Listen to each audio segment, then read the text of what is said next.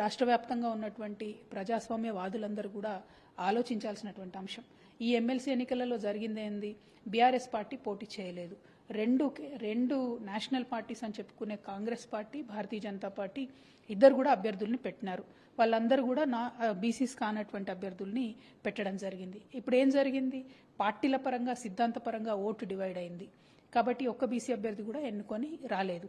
ఇందులో ప్రత్యేకించి నేను కరీంనగర్ ఎన్నిక గురించి ఎగ్జాంపుల్ చెప్తే, ఇద్దరు అగ్రవర్ణాల అభ్యర్థులు ఉన్నప్పుడు బీసీలందరూ కూడా కలవాలనేటటువంటి నినాదంతో ప్రసన్న హరికృష్ణ గారికి చాలా ఓట్లు వచ్చినాయి.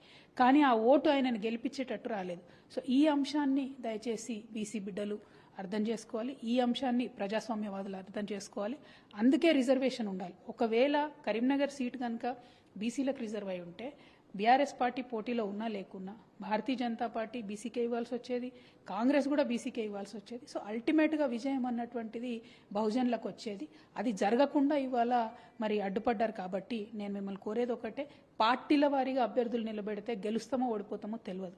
అందుకే ఖచ్చితంగా రిజర్వేషన్ ఉండాలి. బీసీల మీద బీసీలే పోటీ చేసుకుంటే ఏ పార్టీ నుండి వచ్చినా బీసీలు వచ్చే అవకాశం ఉంటుంది. కాబట్టి ఇవాళ మాత్రం కరీంనగర్ ఎన్నికల్లో ప్రజాస్వామ్యం ఓడిపోయిందని నేను అనుకుంటున్నాను.